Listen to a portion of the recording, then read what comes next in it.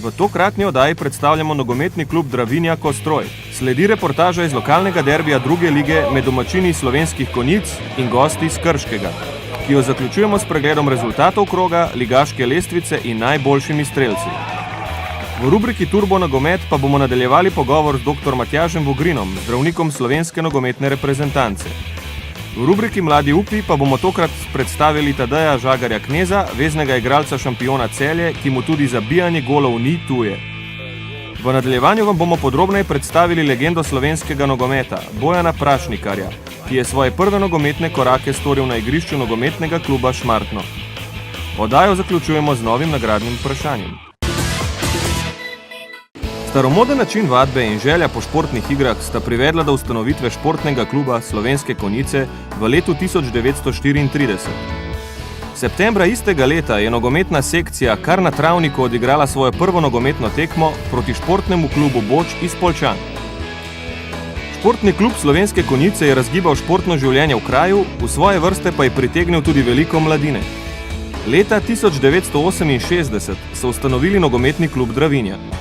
Prva javna tekma se je odigrala proti AC Binder iz Gradca. V 70-ih letih je mladinska ekipa Dravinje s turnirjem v domačem kraju končala na 4. mestu v takratni Jugoslaviji. Eden največjih uspehov kluba pa sega v leto 1998, ko je ekipa starejših dečkov osvojila Nike Premier Cup Slovenije in se uvrstila na zaključni turnir 24 najboljših ekip Evrope. Prav gotovo nogomet v Slovenskih Konjicah ima svoj pomen, to tudi dokazuje mesto in vsi prebivalci, ki se vklapljajo v nogomet. Prav gotovo je ena gonilna sila tega kluba nogometna šola z 160 otroci in seveda članska ekipa, ki že vrsto let igra v drugi slovenski nogometni ligi. Želimo, da bi igrali seveda na koncu med prvimi petimi, tudi vidno in jasno vlogo v tej ligi. Jaz sem izjemno vesel, da nam je uspelo, da še ostaja trener, gospod Marjan Marjanovič, ki ga imamo že za Konjičana, je tudi domačin od lanskega leta. Nekaj igralcev je odšlo tudi v kak soseden klub. Politika kluba je, da priključimo čim več mladih igralcev. Naj omenim dva mlajša, Gosak, Čakš in še kdo bo dobil priliko. In ti mladi igralci bo igrali v prvi 11-terici, seveda ne cele tekme. In seveda za to nogometno šolo to želimo tudi počenjati v prihodnje, ker lahko samo s tem zagotavljamo eno kvaliteto. In seveda tudi naši ljubitelji nogometa želijo, da vidijo nekaj domačih igralcev, predvsem so veseli, če vidijo med prvo ekipo mlade. Nogometno šolo Dravinja obiskuje cirka 150 otrok. Otroci so razdeljeni v 7 starostnih kategorij. Vse selekcije naše nogometne šole nastopajo v najvišjih rangih tekmovanja, razen selekcij kadetov in mladincev, kateri pa se že zadnji 2 leti borita v drugi slovenski ligi za napredovanje v prvo slovensko nogometno ligo. Kar se tiče pogojev dela, imamo v Konjicah solidne pogoje. Na voljo imamo 2 velika travnata igrišča in malo igrišče z umetno travo. Sigurno pa si želimo, da bi v bližnji prihodnosti dobili veliko igrišče z umetno travo. Prav gotovo je občina Slovenske Konjice zelo športna občina. V preteklosti smo zgradili veliko objektov, od športne dvorane, atletskega stadiona, in prav gotovo bodo nogometaši zelo veseli projekta, ki je pred nami, ki ga pripravljamo, projekt Umetna trava. Jaz sem vesel z tem, da imamo zagotovljena že sredstva na občini za ta projekt. Jaz upam, da bomo tudi uspeli na Fundaciji za šport in tudi veselim se podpore Nogometne zveze. Največ otrok v našo nogometno šolo pride iz obeh konjiških osnovnih šol. Dobro sodelovanje tudi z osnovno šolo Loče, drugače pa nam bližnji klubi vsako leto odstopijo najbolj perspektivne igralce, vsaj nekaj. Mi pa jim to sodelovanje povrnemo, da kakšnega članskega igralca posodimo ali damo na dvojno registracijo. Vse otroke obveščam, vsi, ki bi se radi pridružili naši nogometni šoli, jim obljubljam, da bodo deležni dobrega trenažnega procesa, in vsi, ki se nam želijo pridružiti, se lahko to storijo prek naše spletne strani preko mene osebno oziroma preko naših trenerjev, ki delujejo v naši nogometni šoli. Sem izjemno vesel, da naši, predvsem generalni sponzor podjetje Kostroj in Oplast še vedno dajejo za nogomet v našem okolju in po zagotovili direktorjev to želijo tudi v prihodnje. In to je en pokazatelj, da je še vredno vztrajati, predvsem to za mlade in za vse tiste, ki delamo v nogometu, da je to dobrobit nogometa pri nas, v Slovenskih Konjicah in tudi v dobrobit nogometa v Sloveniji. V drugem krogu druge slovenske nogometne lige sta se v Slovenskih Konjicah pomerila Dravinja, Kostroj in Krško. Že v 5. minuti lepa priložnost za domačega kapetana, vendar je obrambni igralec strel Ribiča blokiral. V nadaljevanju je poskušal še Močič in spet dober blok obrambe gostov. Tekla je že 42. minuta srečanja, ko so po strelu s kota zapretili igralci Krškega, a je bil Barkovič premalo natančen. Po razmeroma mirnem prvem polčasu se je igra v drugem razživela in priložnosti so se kar vrstile na obeh straneh. V 48. minuti verjetno najlepša priložnost Dravinje, ki pa je ni izkoristil Štante. V 49. minuti še neuspešen poskus domačih z glavo. Na drugi strani protinapad gostov, ki ga je strelom zaključil Slivšek. Še enkrat je ta igralec poskušal v 52. minuti, vendar ponovno brez uspeha. V 63. minuti srečanja je odločilni trenutek tekme. Lep sprejem žoge igralca tekme Mostarliča in še lepši zaključek v vratarjev desni zgornji kot za 0:1. V 65. minuti še priložnost Rahmanoviča in zopet blok domače obrambe. Sledili sta še 2 priložnosti Dravinje po strelu iz kota, vendar Gaber in Hvalec nista uspela premagati vratarja. V 70. minuti je z lobom poskusil Ribič, vendar je njegov strel zaustavila Prečka. V 90. minuti še zadnji poskus Dravinje, vendar je Močič meril premalo natančen. Končni izid srečanja, Dravinja Kostroj Krško, 0:1. Če smo v prvem krogu igrali slabo, danes moram reči, da je bil pristop bistveno boljši, da je ekipa si ustvarila 3 do 4 šanse, take, ko bi jih dejansko realizirali. In če to vzamemo, kaj nismo zadeli in na kakšen način, kak gol smo dobili, bolj smo lahko nezadovoljni. Vseeno mislim, da je Krško zasluženo zmagalo, da enostavno gre za eno dobro kombinacijo mladih in izkušenih igralcev in da je to ekipa, katera je sposobna vsakega v ligi premagati. Domačin je bil boljši prvi polčas, mi prepričljivo boljši drugi polčas. Sigurno prihod novinca Špelića v našem moštvu je dodal dodatno kvaliteto mojstrovina Mostarliča. Ja, mislim, da smo odigrali eno korektno tekmo, bolje smo nadzirali žogo kot nasprotna ekipa, ustvarili smo si več priložnosti in mislim, da smo na koncu zasluženo zmagali. V drugem krogu druge slovenske nogometne lige so domačini Roltek iz Doba gostili Aluminij iz Kidričevega. Najprej sta za Roltek Dob poskusila Klopčič in nato še Stanko. V 9. minuti gol Kureža, ki ga je sodnik zaradi prepovedanega položaja razveljavil.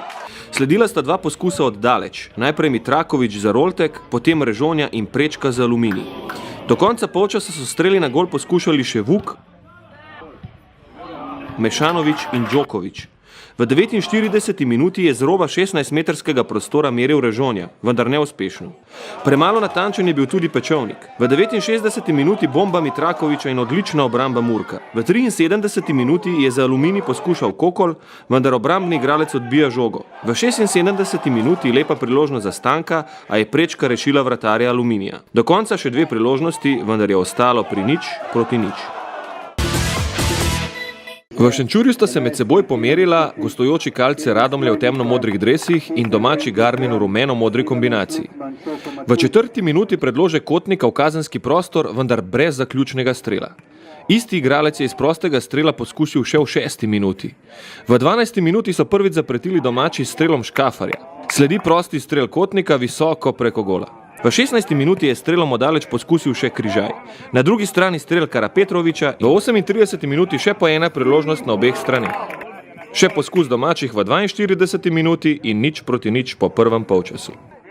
V nadaljevanju smo že v 48. minuti videli Eurogol Grvale, ki je z lobom presenetil Biščaka. V 50. minuti podaja Lundra, vendar vratar izbija žogo pred Lizalovićem. V 53. minuti prekršek Moharja. Sodnik pokaže rumeni karton in na 11-metrovko, ki jo je realiziral Rok Brezarič. Sledili sta 2 priložnosti za Kalcer in pa nerodno posredovanje Biščaka, ki se je skoraj končalo z golom Garmina. V 80. minuti velika priložnost za goste in prečka rešuje domačo obrambo. V zadnjih trenutkih še predložek Karapetroviča, vendar je bil Ljubljankić za trenutek prepočasen. Končni izid srečanja: Garmin Šenčur 2, Kalce Radomlje 0.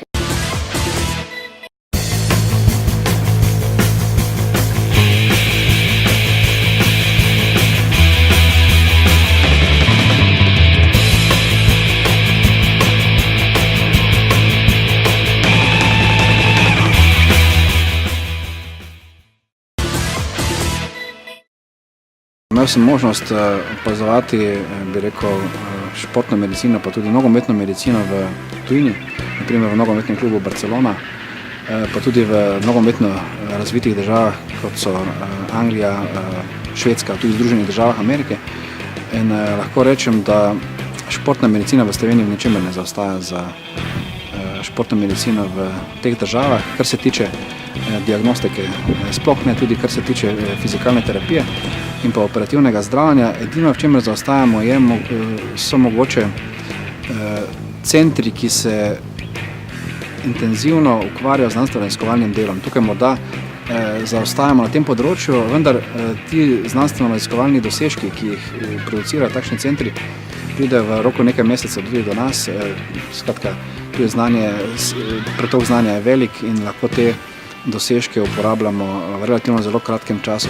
Se pa na nekaterih področjih, recimo pri zdravljenju športnih poškodb z nekaterimi rastnimi faktorji in podobno, ukvarjamo znanstveno-raziskovalno tudi pri nas, recimo v kliničnem centru v Mariboru, in smo tukaj tudi že na tem področju objavili številne študije in smo morda med vodilnimi na tem področju v Evropi.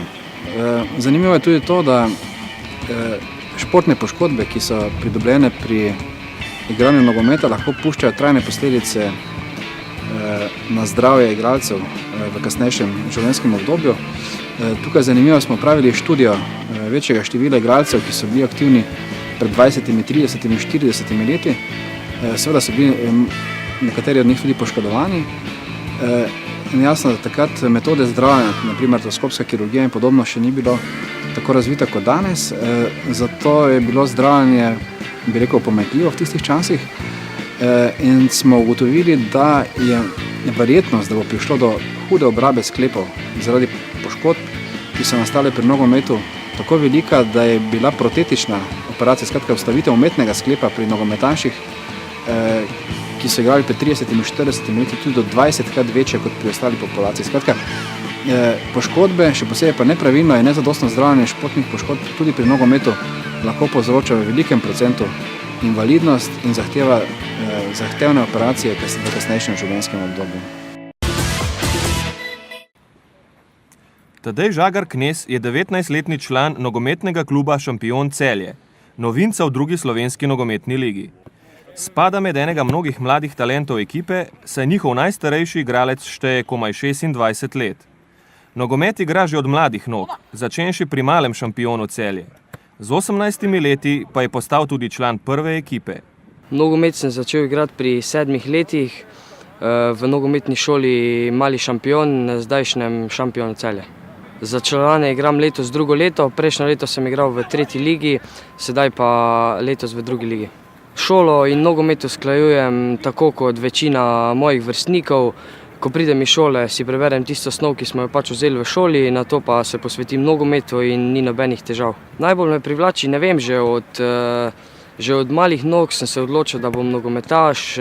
Imam vzornika, ki grem po njegovih poteh, vsaj upam približno, tako da nogomet, slava, poznanstvo in vse skupaj, zato sem se tudi odločil, da začnem z igranjem nogometa.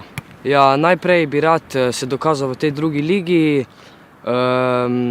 daljši cilji so pa to, da bi rad enkrat pač živel od nogometa. Ambicije kluba so, najprej nam je prioriteta, da ostanemo v 2. ligi, čeprav mislim, da imamo ekipo in sposobnosti, da se uvrstimo še više, nato pa, če bomo obstali, v kar seveda trdno verjamem, pa seveda sredina in pa vrh lestvice naslednja leta. Imamo zelo mlado ekipo, mislim, da je druga najmlajša po povprečju v drugi ligi, tako da mislim, da smo zelo mladi fantje, ki smo željni dokazovanja in igranja, tako da ja, najstarejši član mislim, da je star 26 ali 27 let, tako da ja, zelo mlada ekipa smo in mislim, da bomo s to mladostjo in zagnanostjo še marsikaj dosegli. Igram desnega vezista, na splošno sem vezni igralec, lahko igram tudi levega, lahko igram vingerja, srednjo špico, ampak prioriteta mi je vezist. Najvažnejše mi je, da zmagamo kot ekipa, da zabijemo čim več golov, ampak če bi se mogel odločiti, seveda rajši zabijem gol, saj je to nekaj neverjetnega. Kakšne ambicije ima klub z mano, ne bi vedel, mislim, da moramo odigrati tole drugo ligo, kar se da dobro, potem bomo pa poleti avgusta, ko je prestopni rok, videli kako in kaj. Jaz si seveda želim, če bomo ostali v drugi ligi, sem pripravljen še seveda 1 leto igrati ali pa več v drugi ligi, seveda so pa moje ambicije više, mogoče slovenska prva liga, tu s tujino bi še rad počakal, slovenska prva liga je pa neka realna možnost. Prejšnjo sezono v svoji krstni sezoni pri članih sem dosegel 4 zadetke, najbolj mi je ostal v spominu zadetek proti Odrancim, saj je bil to derbi za uvrstitev v drugo ligo, zadev sem za rezultat 3-2 in to je pomenilo, da smo se veselili zmage, ki pa na koncu vseeno ni bila dovolj, da bi bili prvi, ampak vseeno so se Odranci odpovedali nastopa v drugo ligi, tako da smo se mi zasluženo uvrstili v drugo ligo. Drugi najboljši strelec prve slovenske nogometne lige vseh časov. 3-kratni selektor slovenske nogometne reprezentance in nekdanji trener Maribora, ki se mu je kot edinemu slovenskemu klubu v zgodovini uspelo uvrstiti v elitno ligo prvakov. Kje se je začela vaša nogometna pot, pa kdaj je to bilo? No, zdaj lahko rečem, že pred mnogimi leti, to pomeni kar, lahko rečemo, 50 let nazaj, nekako se je začela ravno na tem igrišču, na katerem stojimo sedaj.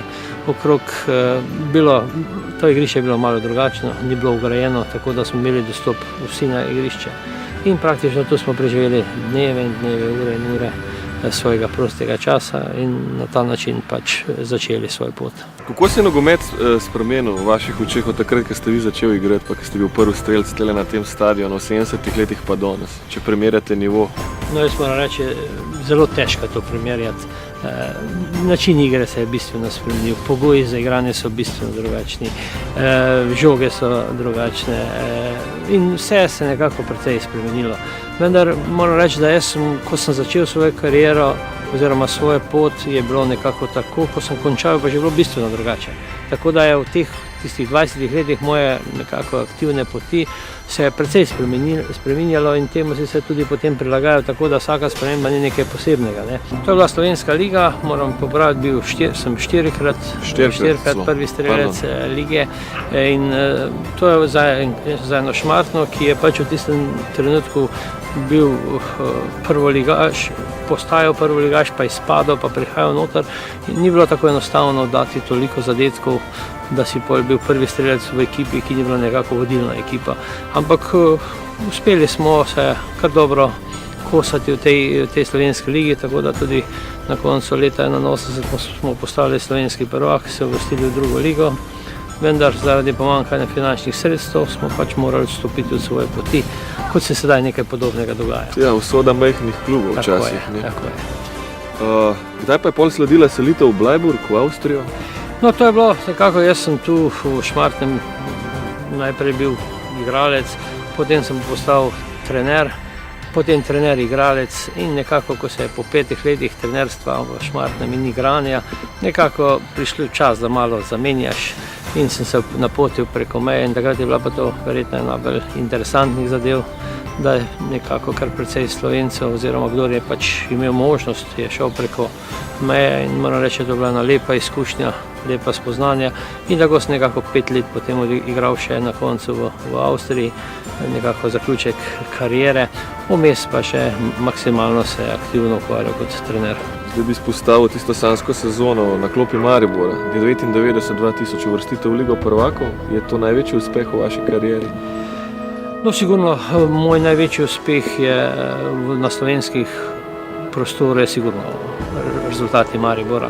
Kajti to je bilo eno, lahko rečem, zelo programirano, načrtno delo v zelo težkih, zahtevnih pogojih, kajti tudi Mariboru niso takrat cvetele rože in dejansko smo vsako leto nekako si postavljali cilje, a na koncu smo imeli en cilj, kako priti v Ligo prvakov. In na koncu res po 3 letih zahtevnega dela nam je to tudi uspelo in lahko rečem tudi na zelo spektakularen način, kajti premagati Liona 2-krat in se v zadnjih ni mačji kašelj. In lahko rečem, da te stvari v enem izjemnem kolektivnem delu, ki smo ga imeli takrat v Mariboru, je pač prišlo do izraza tudi potem ta vztrajnost, borbenost, disciplina, organiziranost, da smo pač uspeli vse to napraviti. Koliko težko vam je bilo krmilo prevzeti od Srečka Katanca v reprezentanci v tistem trenutku, ko je Slovenija imela eno tako, rečemo, dosti uspešno obdobje za sabo igranja? Kako je bilo pol, ko ste vi prišel? No, ena zadeva, mogoče je tak, jaz sem bil drugič selektor leta 1998, za mano je prevzel Srečko, zelo uspešno je delal, zelo uspešno dosegel vrhunske rezultate in potem pač zopet po določenih spletov okoliščin, ki so se zgodile, sem prišel zopet nazaj na to mesto, mogoče v zelo težkih, izjemno težkih pogojih, kajti rezultati so bili veliki, na drugi strani pa situacija v sami reprezentanci pa ni bila najbolj rožnata. Tako da sem posebej s tem drugim delom, oziroma s tretjim delom mojega selektorstva na nek način zelo zadovoljen, kajti uspeli smo zopet konsolidirati vrste, nekako dobro nastopati v skupinskem delu oziroma v kvalifikacijah. Je pač na koncu, da smo se uvrstili v dodatne kvalifikacije, pač nismo imeli ravno največje sreče, da smo naleteli na Hrvaško in se je pač zgodilo, kar se je zgodilo. Vendar moram reči, da ta posel ni bil enostaven, zelo zahteven, a hkrati lahko rečem, da za dane razmere lahko rečem tudi uspešno napravljen. Po bitki so vsi generali, pravijo, ne? Se spomnim žolčnih reakcij po tej tekmi Slovenija-Hrvaška doma, ker je bila bolj zaprta igra, so vsi rekli, mogli bi igrati na gol. Kako zdaj vidite to tekmo? No, jaz moram reči, pa sem še parkrat rekel, niti najmanj nimam slabe vesti ali karkoli. Mi smo se par dni pogovarjali, na kakšen način moramo dati gol. In cilj je bil dati gol, kajti samo na ta način se lahko uvrstimo naprej. In tako smo se tudi pripravljali. Druga stvar je bila, da smo prišli na igrišče, pa so bili Hrvati v tistem trenutku boljši. In da smo prvi polčas odigrali, bom rekel, nekateri igralci izpod svojega nivoja, čeprav so bili sposobni veliko več napraviti. Nihče nikoli, mi nobenih igralcev ni nikoli dejal, da sem jim jaz rekel, da mora igrati zaprto. Jaz moram še danes reči, moj moto je bil naprej igrati, gol dati. Ampak kvaliteta je bila pač na eni strani, potem smo dobili še tak, rečemo, pacerski zadetek, ki je pač na koncu odločil. Kakšna je razlika v treniranju slovenske nogometne reprezentance pa recimo kluba, kot je Maribor? No, sam način, oziroma sam je bistveno drugačen. Treniranje reprezentance ali pa kluba lahko moramo postaviti na dva popolnoma različna nivoja. Da, v klubu pač imaš vpliv na igralce praktično 24 ur na dan, celo leto. In da na ta način pač zelo pomembno tudi nekako kontinuiteta, potem proces treninga in tako naprej.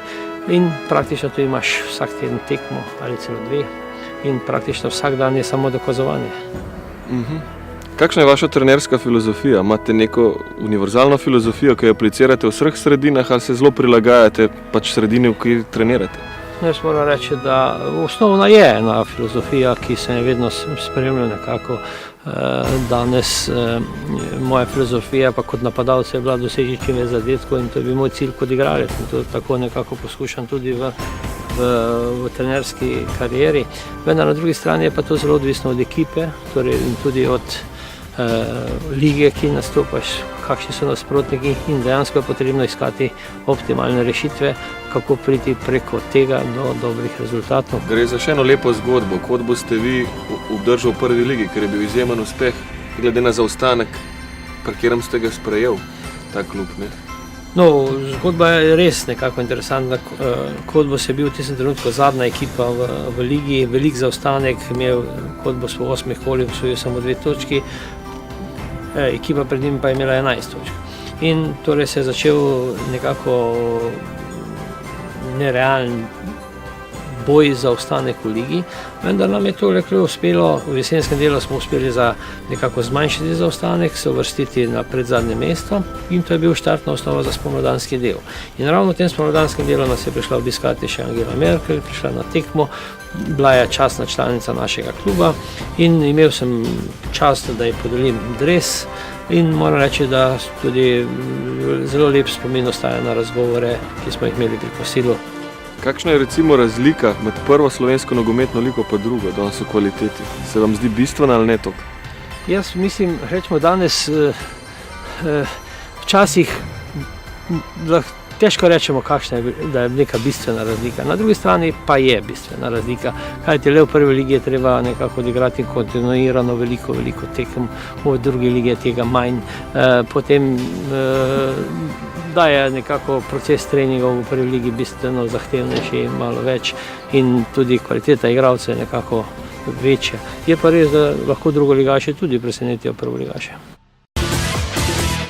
Pari tretjega kroga druge slovenske nogometne lige so v soboto 20. avgusta Interblok gosti Belo Krajino, Krško Šmartno 1928 in šampion Celje Roltek Dob. V nedeljo 21. avgusta pa Kalce Radomlje gosti Dravinjo Kostroj ter Aluminij Garmin Šenčur. Dolžni smo še nagradno vprašanje, zelo zahtevno tokrat. Kateri dve ekipi iz tretje lige sta se uvrstili v drugo slovensko nogometno ligo v minuli sezoni? Odgovori uredništvo afna nzs.si. Se vidimo drug teden.